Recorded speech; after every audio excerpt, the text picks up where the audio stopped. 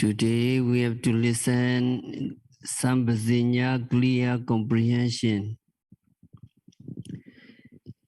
In the Mahāsatipaṭṭhāna Sutta, the great discourse of the four foundations of mindfulness, Buddha taught Sambhazinya clear comprehension. Commentators wrote the commentaries and they incorporate the instruction handed down from generation to generation in their commentaries. In the commentaries, a more detailed instruction is given. Before we try to understand clear comprehension, first we must understand clear comprehension. Comprehension is correct understanding, and the commentary said that there are four kinds of clear comprehension. Number one, Sattaka Sambhazinya, clear comprehension of what is beneficial or what is not.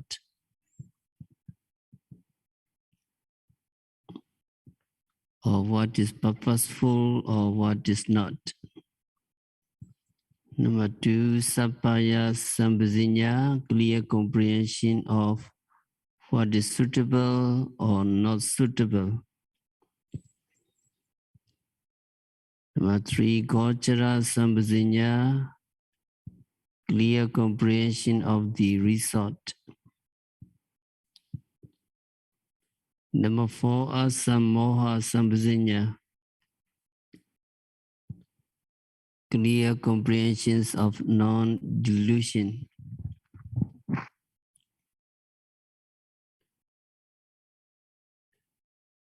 Today we have to go more detail to Gochara Sambhazinya, clear comprehension of result.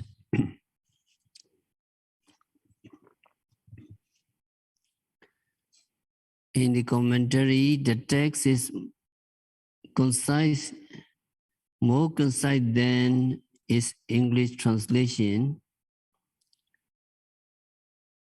Gochara, it is simply taking the Gochara when Bhikkhu goes down, goes to the Gochara is Gochara Sambhazinya.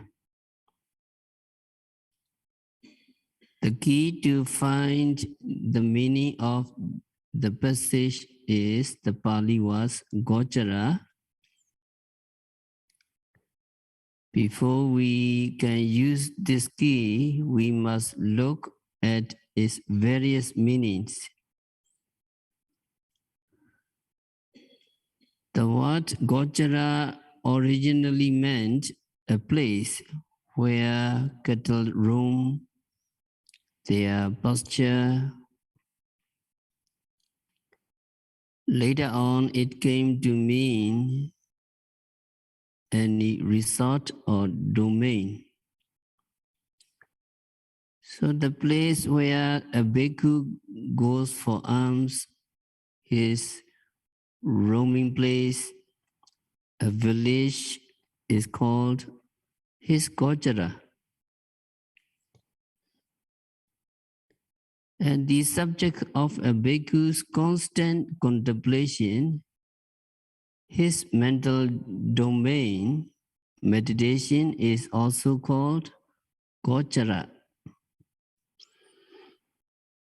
So Gochara can mean a bhikkhu's meditation, as well as a village where bhikkhu goes for alms. We also have the phrase Gochara Sambhazinya, meaning clear comprehension of resort or domain. Now the sentence is clear. Taking the Gochara, when Bhikkhu goes to the Gochara, the Gochara means taking meditation with him when Bhikkhu goes to the village for alms is clear comprehensions of resort, Gochara Sambhajinya.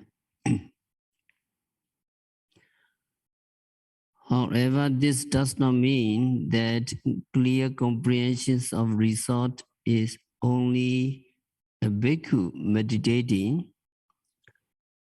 when he goes to the village for alms. Subsequently, statements make clear that it means the practice of meditation itself. So commentary says repeatedly, not forsaking the meditation is clear comprehensions of domain. It does not matter where a bhikkhu practice, whether a bhikkhu is going to the village or sitting in a monastery. If he practicing meditation, he is applying clear comprehensions of resort, Gochara Sambhajinya.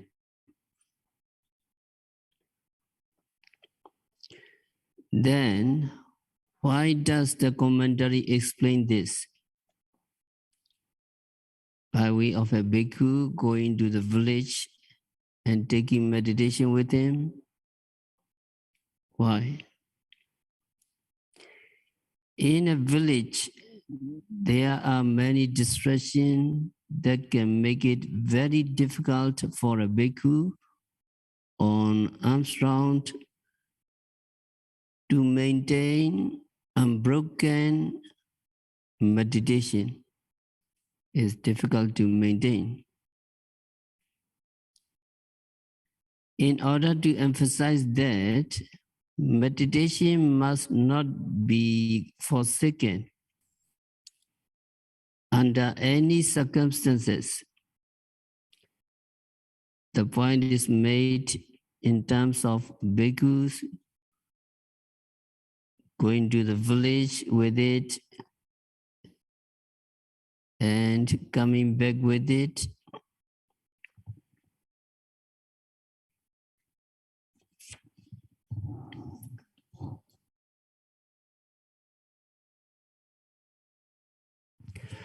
From this, we can infer that the clear comprehensions of resort is simply the practice of meditation.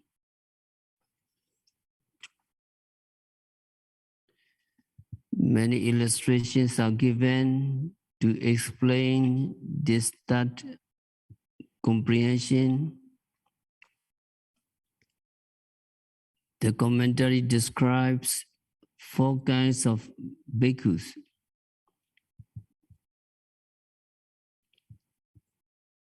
Number 1, one bhikkhu takes meditation with him and he goes to the village but does not bring it back when he returns to his monastery. Second one, that monk is unable to take meditation with him when he goes to the village, but bring it with him when he comes back. That one,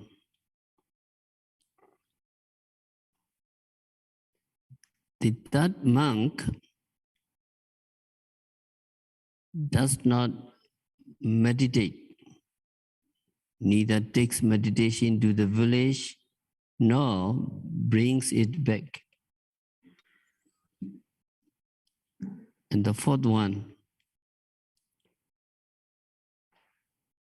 The fourth bhikkhu takes meditation to the village and also bring it back to his monastery. So we go one by one. The first bhikkhu. The first one is the bhikkhu who takes meditation with him when he goes to the village for alms, but is unable to bring it back. In the commentary, it is explained that he is a meditating bhikkhu. During the day, he practiced walking meditation and sitting meditation, trying to get rid of his mental hindrances. By night also, during the fast watch, he practiced sitting meditation and walking meditation. He sleeps in the middle watch of the night. During the third watch, he gets up and again practice meditation by walking meditation and sitting meditation.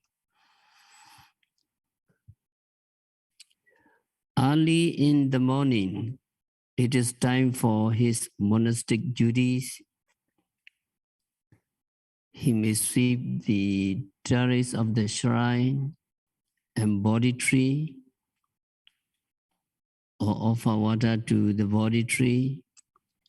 That is Jeti Yingana duties. He may set up water for the other bhikkhus to use for drinking, washing the feet, and so on. So monks also have duties to do for their teachers. So he may go to his teachers, offer water for watching their faces, and do whatever else needs to be done. After doing all these things, that bhikkhu may go back to his dwelling place and practice meditation for 2 or 3 sittings. When it is time for alms, he takes his robes and bowl, and with meditation foremost in mind, first he goes to the shrine. If his usual meditation is Buddhanussati, recollections of the Buddha, he will enter the shrine with that meditation until he reached the Buddha or stupa.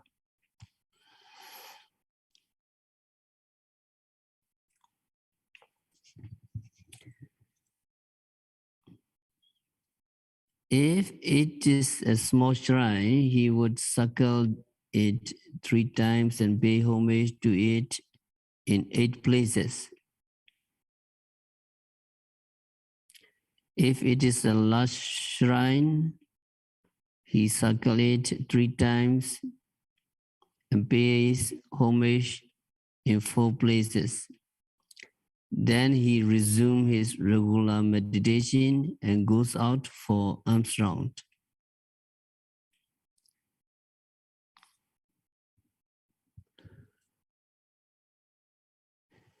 If his usual meditation is not Buddhanussati, recollections of the Buddha, but some other meditation subject, he should leave it at the shrine entrance, enter the grounds, and pay homage with thoughts of the Buddha's virtues. On leaving the shrine,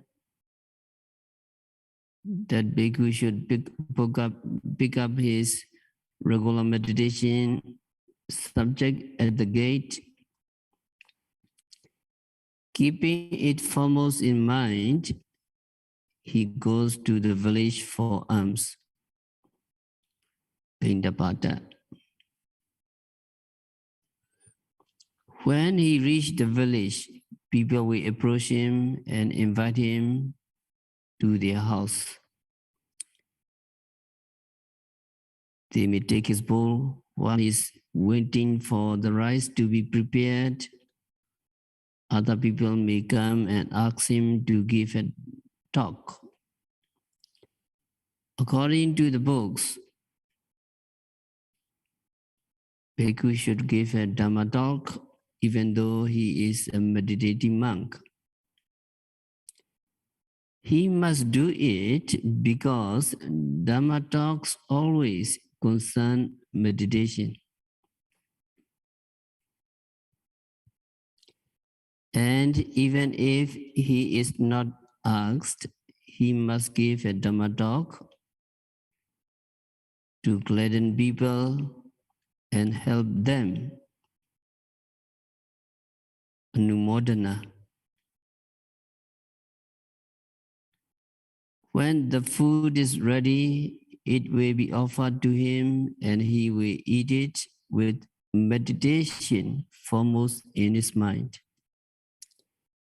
Until the end of the meal, he is with meditation.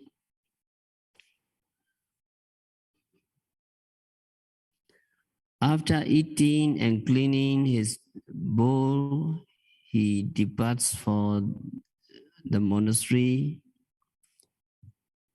Just outside the village, he may meet some other samanera and bhikkhus, novice and monks. Now comes the trouble. When other monks meet him, they ask, Bande, who are those people to you? Are they relatives on the maternal side? Are they relatives on the paternal sides?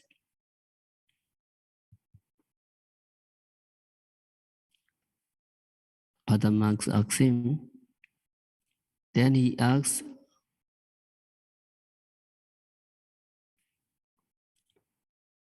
what you have seen that made you inquire?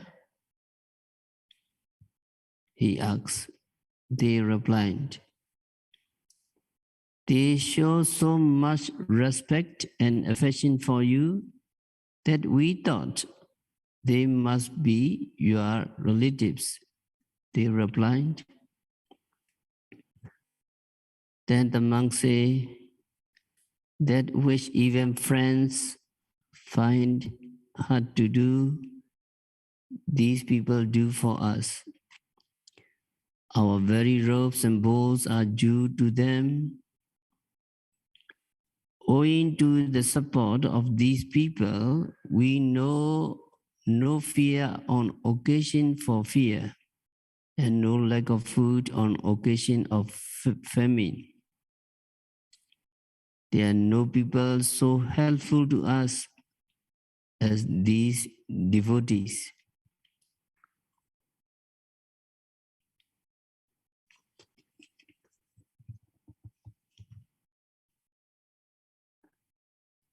Thus, speaking well of the villagers, he continues on his way. Now the bhikkhus have broken his meditation by talking with the young monks and novices, so he cannot return with meditation to the monastery.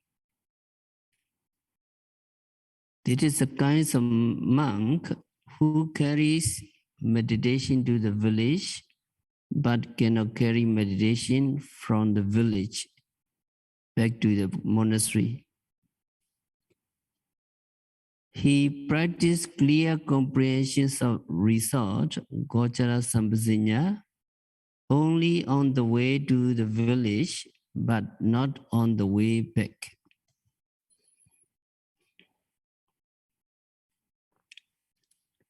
And the second monk.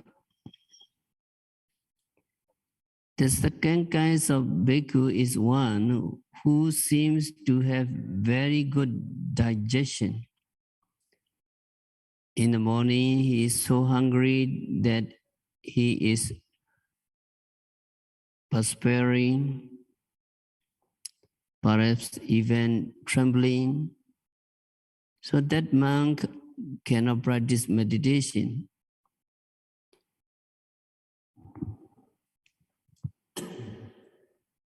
According to the books, his karma produce caloricity becomes very strong and lays hold of the derived assimilated material of the body, owing to the absence of undigested food in the stomach.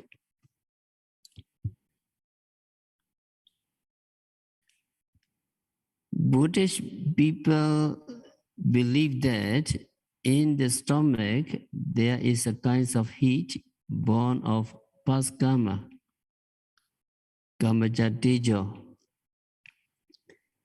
If you have good karma in the past, you have good digestion. If you have bad digestion, you probably did not do enough good karma in the past life. So this fire, Tejo Dhatu, is produced by karma and is the heat that digests the food we eat.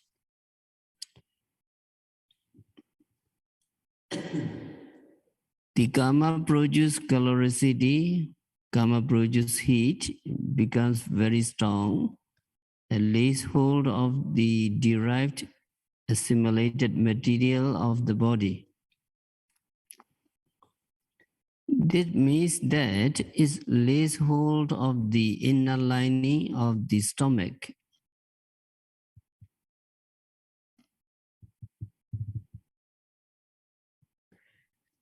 The process refers to the digestive juices. When there is no food in the stomach, they digest the stomach lining. This causes much pain in the stomach and perspiration all over the body. So the very hungry monk cannot practice meditation. So he does his duty quickly, goes to the shrine quickly, and rush to the village for alms food. In the village, he may get some rice gruel. He may take it to the city hall where monks usually eat.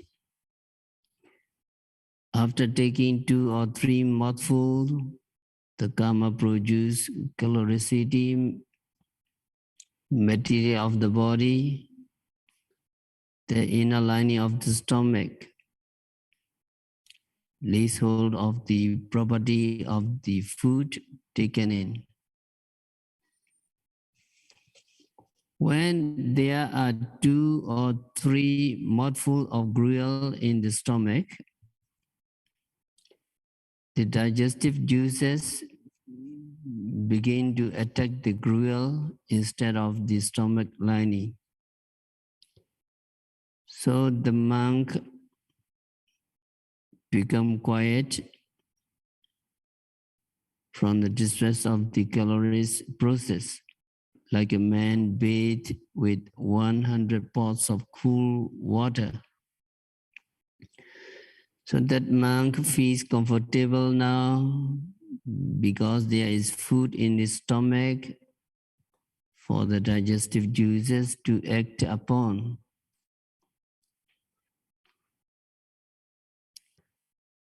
So that monk takes the first 2 or 3 mouthfuls without meditating. But after these few mouthfuls, his hunger becomes quiet, so he can take the rest of the rice gruel with meditation. So he practices meditation as soon as he gets comfortable. Then he washes his bowl, sits somewhere and meditates.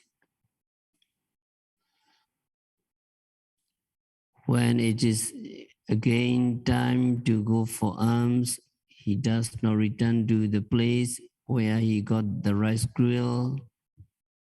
He goes somewhere else and receives food, which he takes to a place where monks usually eat food in the village. There he eats the food with sustained meditation, with full awareness. And he may even attain arahantship while eating.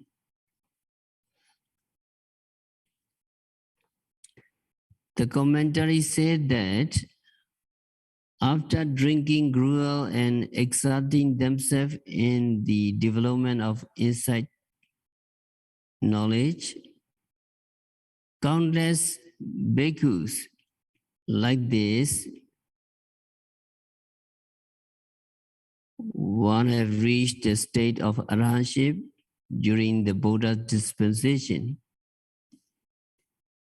It is even claimed that in various villages of Sri Lanka alone, there is not a single sitting hall where a bhikkhu having sat and drunk gruel has not attained arahantship.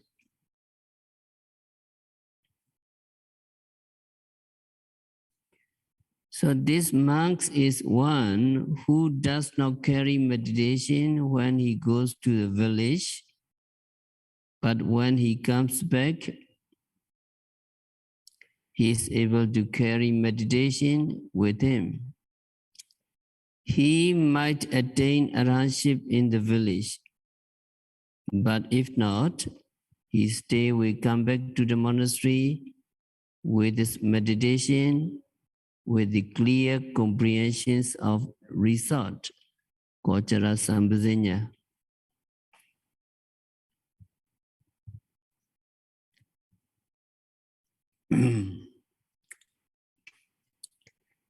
And the third monk,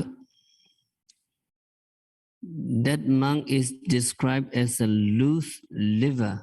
There is a monk who lives in heedlessness, who lives in negligence, who lives in carelessness and indolence.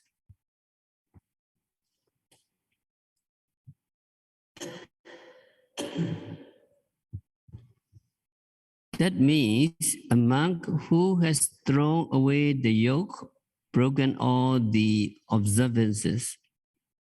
That means not doing any duties. That person lives spiritually frozen by the fivefold bondage of mind, Citta Vinibandha. When he does not practice meditation, when he does not do the duties of the elders and others, he is said to have 5 kinds of thorns or 5 kinds of bondage in his mind. The 5 kinds of thorns are attachment to sensual things, attachment to oneself, attachment to others, people, eating too much and spending time in indolence and laziness, and and wishing to be reborn as a deva, celestial beings.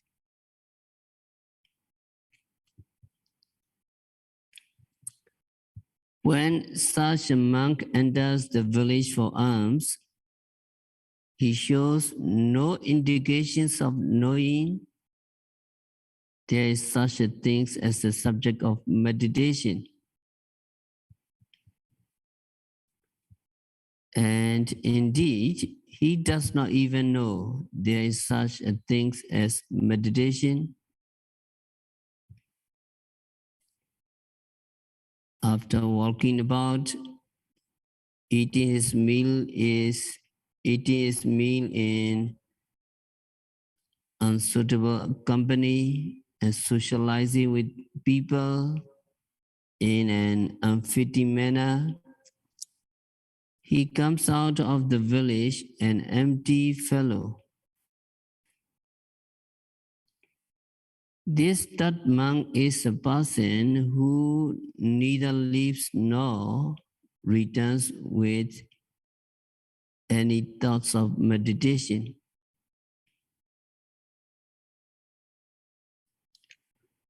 Because he does not practice meditation at the monastery, he does not carry meditation to the village, he does not carry meditation to the monastery either, as he has no clear comprehension of result, no gochara sambhajinya.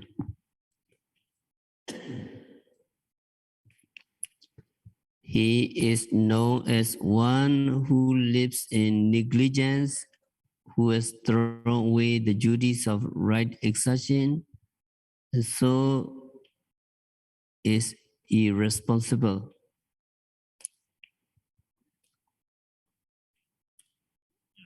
Now we have been presented with three of the four kinds of bhikkhus. The first bhikkhu carries meditation to the village, but does not bring it back to the monastery. The second bhikkhu does not carry meditation to the village, but returns with meditation to the monastery. The third one neither carries meditation to the village, nor does he carry it back to the monastery.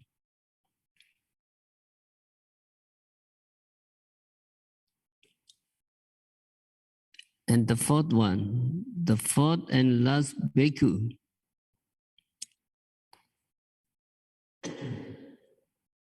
carries meditation to the village and also carries meditation back to the monastery. This bhikkhu is the best of the four monks.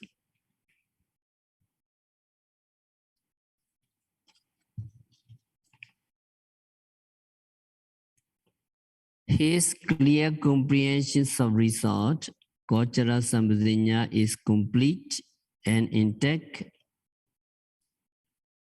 The practice of taking meditation to the village and bringing it back to the monastery is called an observant. Kata picha katika practice. Kata picha katika. It is something like a dutinga, one of the ascetic practice that some monks voluntarily vow to follow. So the last bhikkhu should be understood as practicing a similar kinds of vow and observant.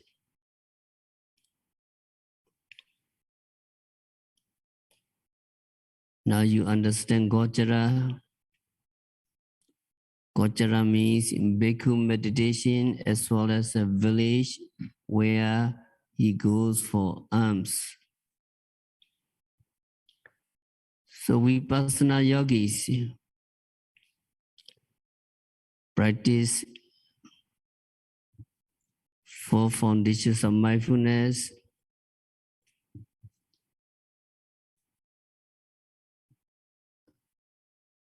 So when he practices 4 foundations of mindfulness, contemplations of the kaya, contemplations of the vedana, contemplations of the citta, contemplations of the dhamma,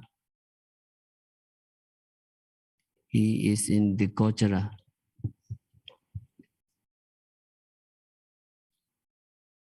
Now when yogi practice kaya nupassana,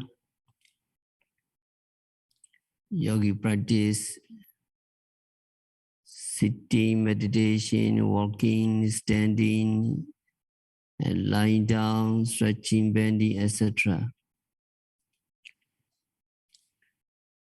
When yogi practice sitting meditation, he notes rising and falling of the abdomen.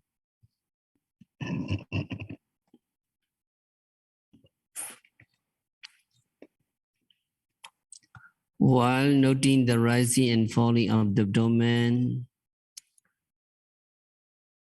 he tried to observe from the beginning to the end of the movement, just as if he is seeing the rising and falling of the abdomen with his eyes. And also when he note the falling movement,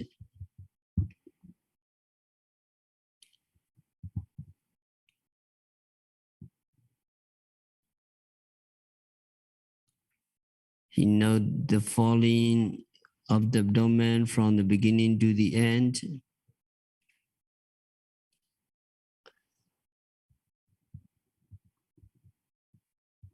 So when he note the rising movement in such a way that his awareness of it is concurrent with the movement itself.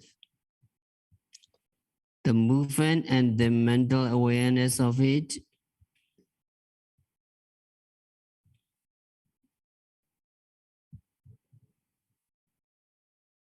should coincide in the same way as if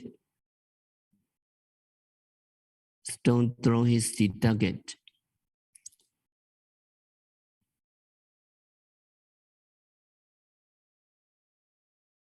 So when he practiced Kayanupassana, contemplations of the body, he practiced Gochara Sambhajanya.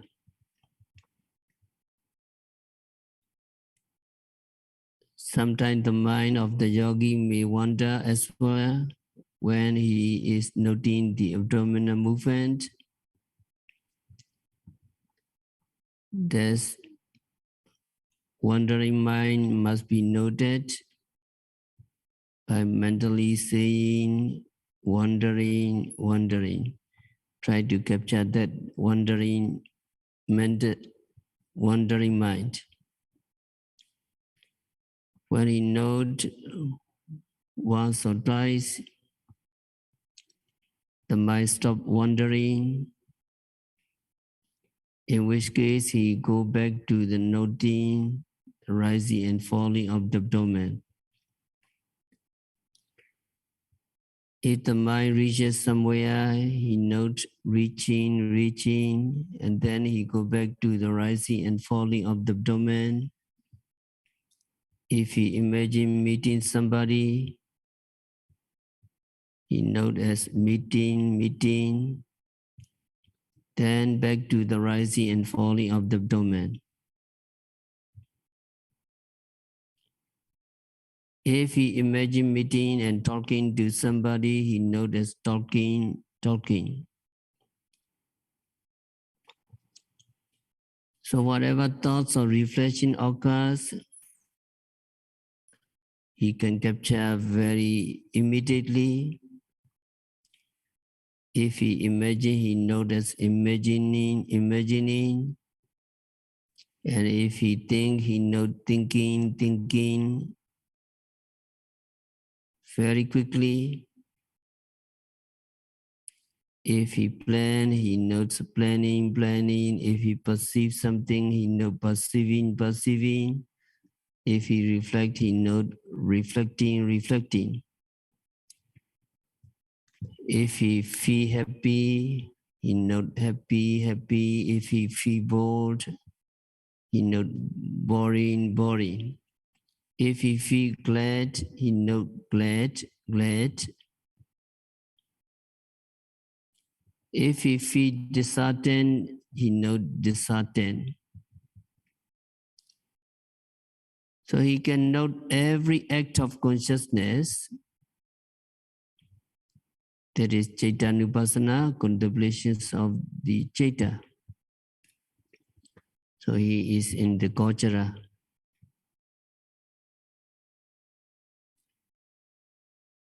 If he failed to note these acts of consciousness, if he failed to note every act of consciousness, he tend to identify them with the person or individual. He tend to think that it is I who is imagining, it is I who is thinking, it is I who is planning or knowing.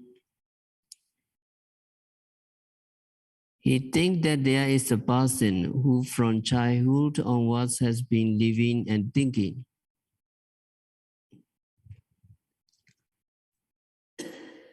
Actually, no such person exists. They are instead only the continuing and successive acts of consciousness.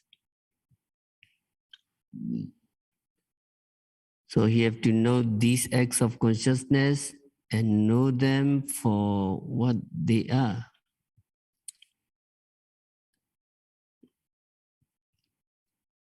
So you have to note each and every act of consciousness as soon as it arises.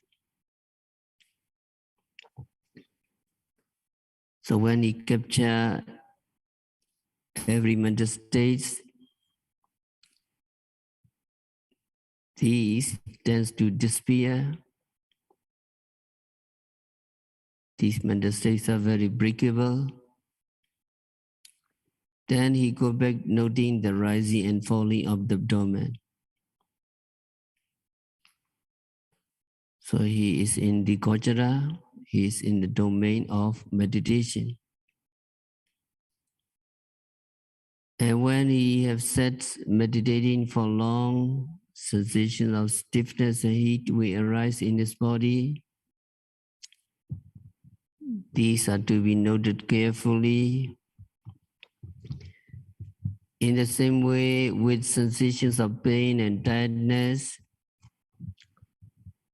all of these sensations are feeling of unsatisfactoriness. These are dukkha vedana. And then he contemplate. When he contemplate the vedana, it is called vedana nupassana. He is in the domain of meditation. If he failed to note these sensations, he may think I'm stiff, I'm feeling hot, I'm in pain, I was all right a moment ago, now I'm uneasy with these unpleasant sensations. So the identifications of these sensations with the ego is mistaken. There is really no I involved. Only a succession of one new unpleasant sensation after another.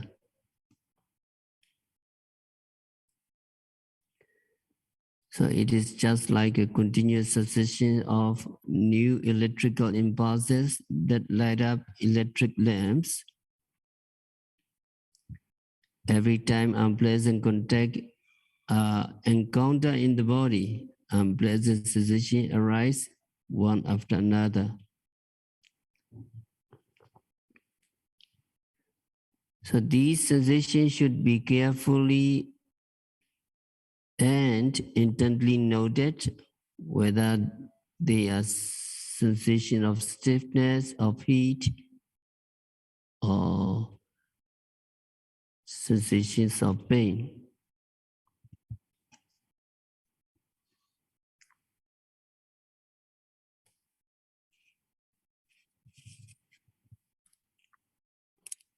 In the beginning of the yogi's meditation practice, these sensations may tend to increase and lead to a desire to change his postures. A yogi captured this desire, and when he captured this desire thoroughly, he go back to the noting of the sensation of stiffness, heat, etc.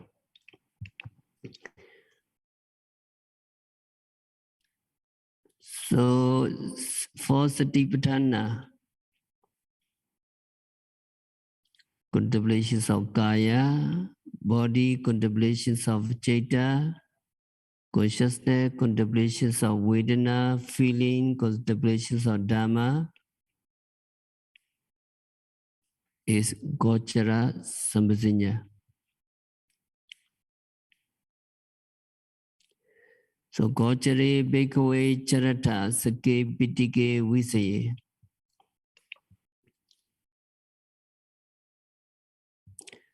Yogi have to roam in domain of meditation, meditations of four foundations of mindfulness, which are the heritage of the Buddha. If yogi dwell contemplating the body, feeling, consciousness and Dhamma, if yogi roam in domain of four foundations of mindfulness, kilesa, the evil one, cannot enter to the yogis. So we continue clear comprehension, Sambhasinya. We have to stop our discourse for today by practicing Satipatthāna meditation, by contemplating Kaya, Vedana, Citta, Dhamma thoroughly, by noting rising, falling, sitting, touching, stretching, bending, seeing, hearing, continuously and meticulously. May all yogis realize the real peace. May all yogis be liberated from all suffering. So,